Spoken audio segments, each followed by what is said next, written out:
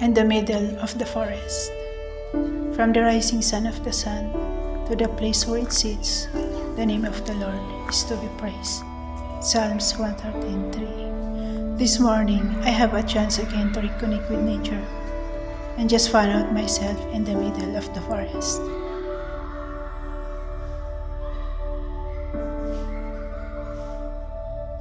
Walking in the forest is to witness 1,000 miracles.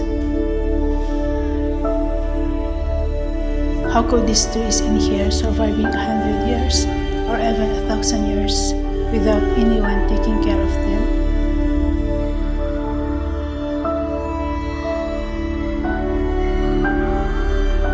These trees in here are older than my great-grandparents that was died 100 years ago.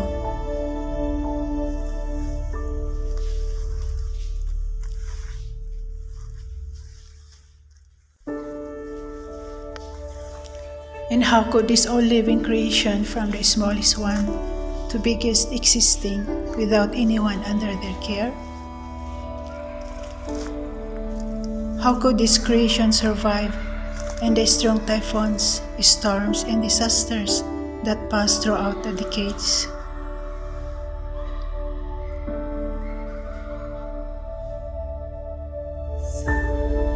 It really bothers my mind. There must be a supernatural being ahead of them. Going back in the creation of the earth, there was that God who has created the universe in the beginning, living in non-living things 1,000 years ago.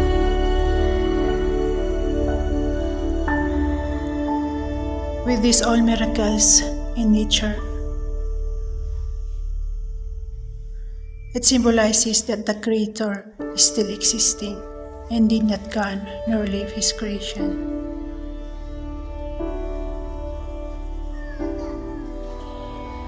He is surreal. He is that supernatural being that we need when things are impossible, who takes good care of all His creation, non-living and living things up to these days. He cares and loves all His creation. They are all valuable in Him. Matthew 6:26.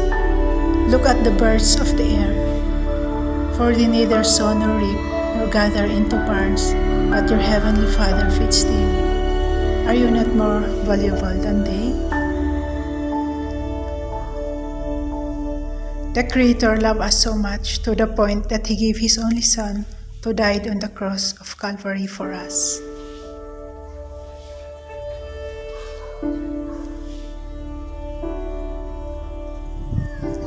So that whoever believes in Him will not perish, but have everlasting life, not in this life, but in the other life, afterlife. John 3:16. After the death of the Creator's Son, Jesus Christ, in the cross, He rose again after 3 days, and before He ascended to heaven, He promised to prepare a mansion for us in heaven, and to come back again.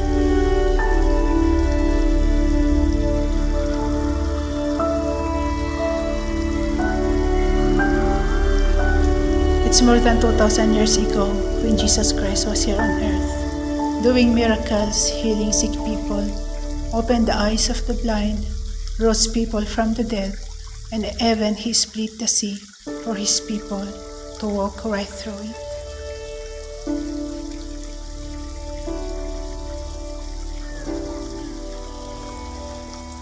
But to these days, many people doesn't believe that He is still existing. They said that it was just stories. But with these miracles happen in the nature and even people's life,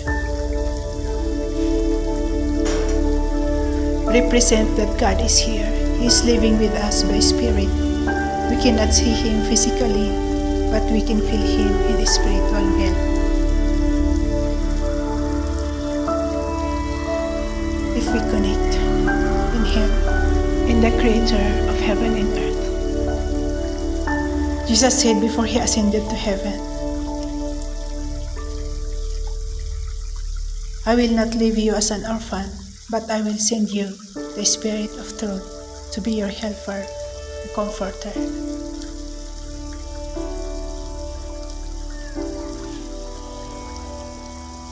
And as I go further, I found out this lake and river in here.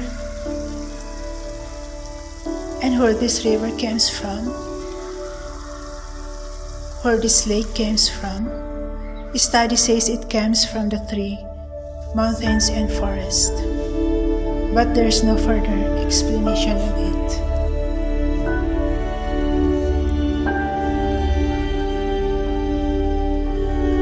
What an amazing great combination of God's creation.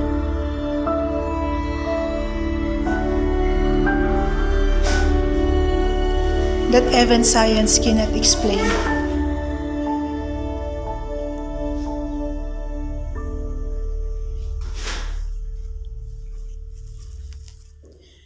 Even you and me was a miracle creation of God.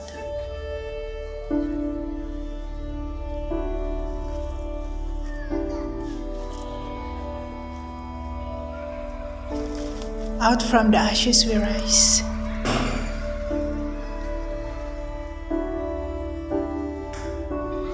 And into the darkness it shines.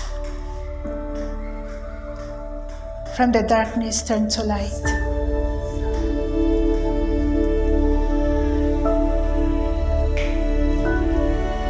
Wherein there's a day and night, currently we are living.